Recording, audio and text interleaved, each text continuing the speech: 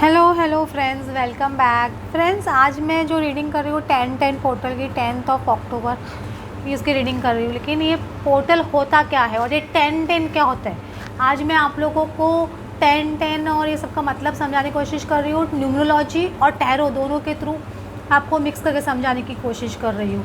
देखो, टैरो में 10 नंबर कौन से आप देखो। फर्स्ट ऑफ ऑल एक तो 10 of swords, 10 of cups, 10 of pentacles और 10 ऑफ वैंड्स। इसमें दो दो 10 कैसे है कि जिसमें कुछ एंडिंग्स होती है। समझो 10 मतलब एक तो मेजर एंडिंग का कार्ड होता है। समझो मेरे के यानी इंसान की लाइफ में या तो बहुत ज़्यादा परेशान हो गए, किसी ने धोखा दे दिया है तो वो सारे एक सब जगह से धोखा खा गए। 10 ऑफ सोर्स। एक होता है 10 ऑफ वैंड्स, बहुत परेशान हो गया इंसान इस सिचुएशन से। एक 10 ऑफ कप्स के इंसान ने ना शादी के लिए, घर बार ये सब चीज़ के लिए मूव हो रहा है। और 10 ऑफ पेंटिकल्स मतलब मटीरियल अबंडेंस के साथ में शादी भी, ये सब चीज़ होती है। तो ये 10-10 का मतलब क्या, आपके 10-10 में क्या हो रहा है। और एक 10 होता है wheel of Fortune. Wheel of Fortune क्या बोलते हैं हम लोग, वो 10 मतलब 1-0। एक तो हमारा कर्मा के जैसे पॉजिटिव हो गया तो 1, और अगर नेगेटिव हो गया तो 0, 10। समझ रहे हो आप। तो कर्मा आपके जैसे हो गए, इसलिए 10 ऑफ व्हील ऑफ फॉर्च्यून आपके कर्मा रोल प्ले करते हैं। अगर पॉजिटिव कर्मा ज़्यादा होंगे तो आपको wheel of Fortune positive result देगा। अगर आपका कर्मा खराब है तो आपका व्हील ऑफ फॉर्च्यून, आपकी डेस्टिनी आपको नेगेटिव रिजल्ट देती है, आपको उतनी ज़्यादा सफरिंग होती है। ये एक 10 होता है। तो अभी आप पे डिपेंड करता है कि आपकी डेस्टिनी में आपके कर्मा के हिसाब से क्या चल रहा है, कि आपके लाइफ में बहुत धोखा हो चुका है, बहुत धोखा हो चुका है तो ना अभी आप बहुत धोखा खा चुके हो, तो अभी आप धोखे से एकदम परेशान हो चुके हो। 10 ऑफ वैंड्स। और अब आप ना आपकी लाइफ में ये स्टेज पे आने वाले, ये 2 स्टेज आपकी लाइफ में हो चुकी है, तो 3rd स्टेज पे या 4th स्टेज पे आप मूव ऑन करोगे।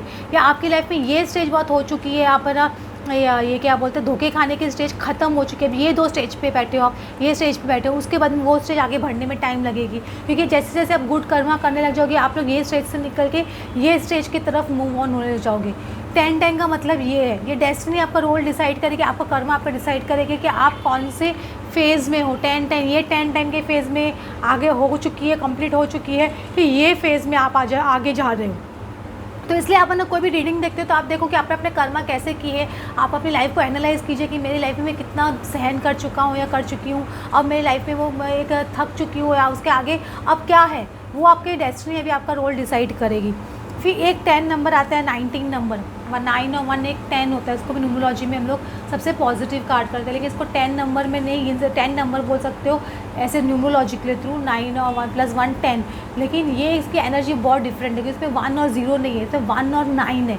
समझ रहे, एक स्टार्टिंग और एक एंडिंग, एक स्टार्टिंग और एक एंडिंग। 9 नंबर एंडिंग का होता है और 1 नंबर बिगनिंग का होता है।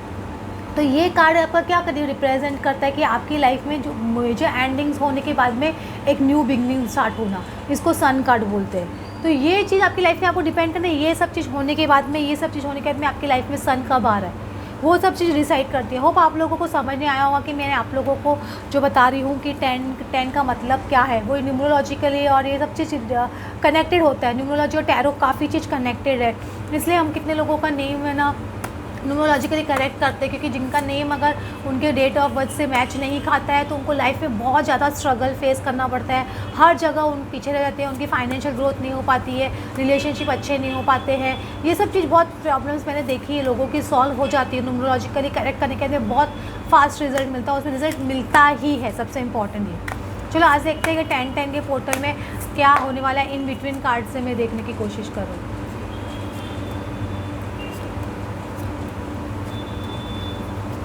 देखो, बेस ऑफ द कार्ड में king of wands going into page of wands. ये किंग ऑफ वैंड्स क्या होता है, मतलब मैंने एक इंसान है ना बहुत ज़्यादा स्ट्रॉन्ग पर्सन, एक एक्शन ओरिएंटेड पर्सन, लेकिन आप इसमें देख रहे हो किंग ऑफ वैंड्स एक फीमेल है जो कोई बच्चे के साथ में है। तो इसमें 2 पॉसिबिलिटी हो सकती है। एक तो क्या होता है कि 10-10 पोर्टल में ये इंसान का एक कंप्लीट, जैसे बोलते हैं ना किंग ऑफ वैंड्स सबसे वो कंप्लीट लास्ट वैंड्स में लास्ट कार्ड हो गया, वो उसका कंप्लीशन हो गया, बाद में वो एक बच्चे के रूप में वापस से उसका जन्म हो रहा है। ऐसा बोलते हैं ना न्यू बॉर्न बेबी, वापस से उनकी अवेकनिंग स्टार्ट हो गई, तो एक न्यू बॉर्न बेबी के जैसे उभर के आ रहे हैं। उनका एक अंदर का बच्चापन, एक इनोसेंस, एक ट्रू सेल्फ, जो बच्चे का ट्रू सेल्फ होते हैं, बच्चे लोग कितने मासूम और बहुत अच्छे होते हैं ना, उस तरह से। तो वो एनर्जी आपके पर्सन की निकल के बाहर आ रही है। तो ये बोलते हैं king of wands going into page of wands. तो आपके पर्सन उस ट्रांजिशन फेस में, ऐसे वहाँ पर बोल सकते हो कि उस फेस में है, कि आप लोग उस फेस में हो कि आप भी एक ना आपके जितनी भी लेयर्स उतर चुकी है। आपके देखो ना बच्चा जब बचपन में पैदा होता है, आपने देखा है 8-10 साल तक वो कितना इनोसेंट रहता है, उसमें कोई लेयर्स नहीं छड़ी हुई होती है। वो बाद में दुनिया से इतना धोखा खाने शुरू कर जाता है, बाद में सब ये सब सिचुएशंस घर की और वो इतनी अपब्रिंगिंग और बिलीफ सिस्टम, ये सब चीज़ इंसान को चेंज कर देती है। तो वैसे ही बच्चा भी आप लोग बन रहे हो कि आपकी लेयर्स भी उतरती जा रही है।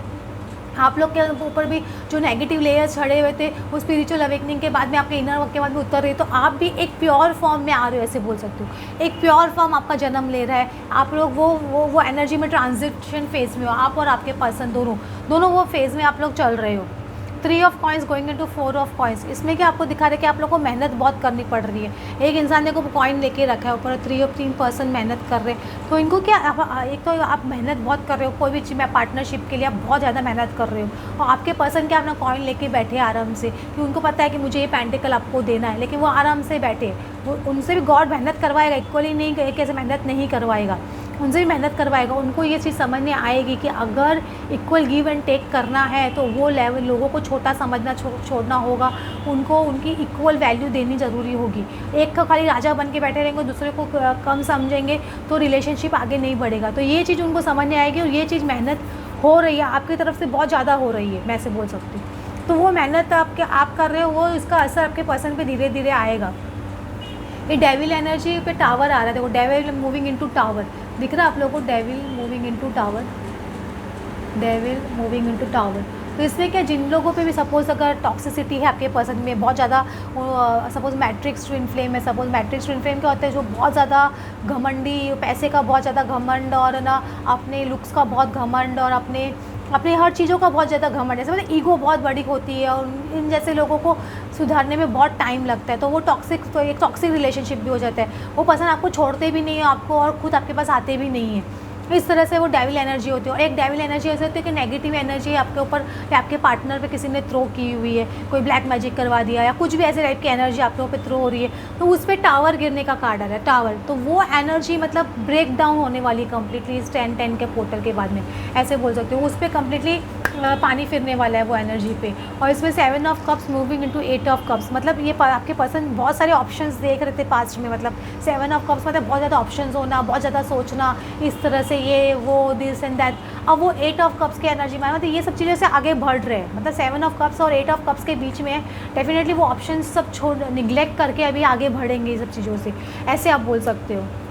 और 3 of swords veering to 4 of swords, अभी आपके पास बहुत ज़्यादा जैसे दुखी थे आप, या आप बहुत ज़्यादा दुखी थे, बहुत हार्ट ब्रोकन हो गए थे, जो भी आप लोगों के बीच में हुआ अभी पास्ट में या कुछ भी, तो मतलब आप वो सब चीज़ें बहुत हार्ट ब्रोकन हो गए थे, आपके पर्सन भी बहुत हार्ट ब्रोकन हो गए थे, लेकिन वो हीलिंग स्टेज पे आ रहे हो। समझो, हीलिंग स्टेज पे आ रहे हो। 4 ऑफ वैंड्स मतलब 4 ऑफ स्वॉर्ड्स मतलब हीलिंग स्टेज। एक इंसान का, आप जैसे आप सब कॉन्शियस हीलिंग कर रहे हो, या आप चक्रा मेडिटेशन हीलिंग कर रहे हो, आप मेडिटेशन कर रहे हो, तो वो एक हीलिंग हो गई ना, तो आप वो हीलिंग कर रहे हो। वैसे ही आपके पर्सन भी कुछ ना कुछ हीलिंग कर रहे हैं, कुछ ना कुछ थेरेपी ले रहे होंगे, या वो उनका जो भी काम कर रहे हो, जो भी चीज़ वो कर रहे हैं ना, उससे उनको हीलिंग हो रही है। वो भी आप हो सकता है वो भी मेडिटेशन कर रहे होंगे, अकेले में बहुत ज़्यादा सोचते हैं बैठ के, तो वो भी किस तरह की हीलिंग करने की कोशिश कर रहे हैं खुद को, जो भी उन्होंने गिल्ट था वो निकालने की कोशिश कर रहे हैं।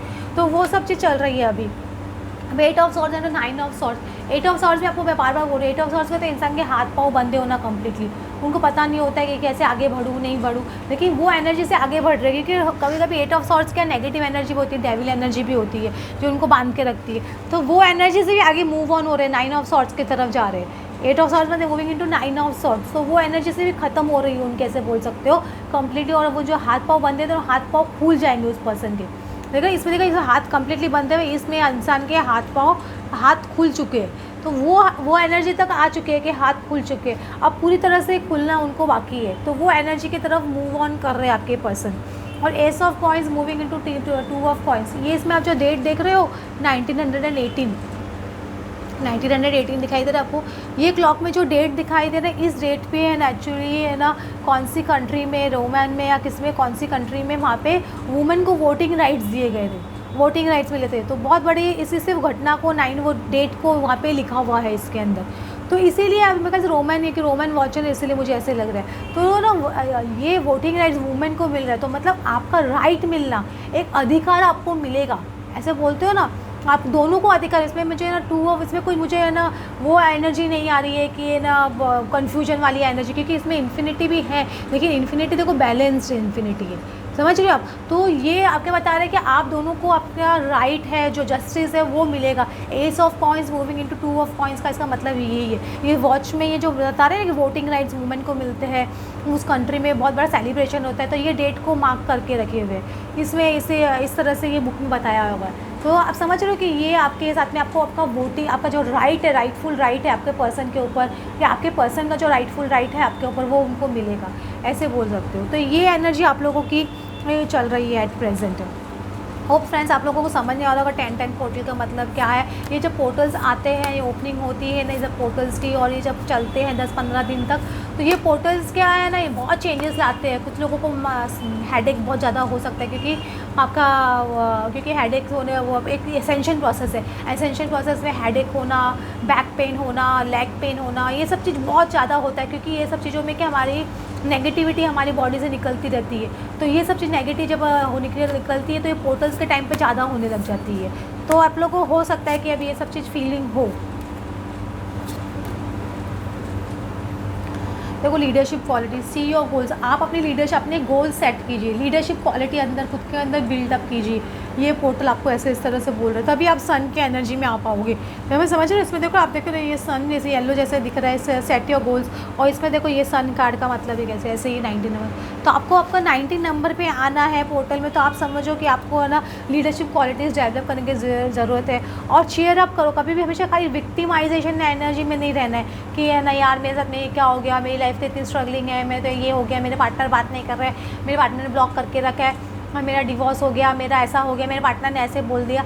अरे ये सब चीज़ आप विक्टिमाइजेलिटी से निकल जाइए, जो हो रहा है अच्छे के लिए हो रहा है सोच के आगे बढ़िए और खुद पे काम कीजिए, चेयर अप कीजिए। लाइफ को जीना सीखना आपको बहुत ज़रूरी है।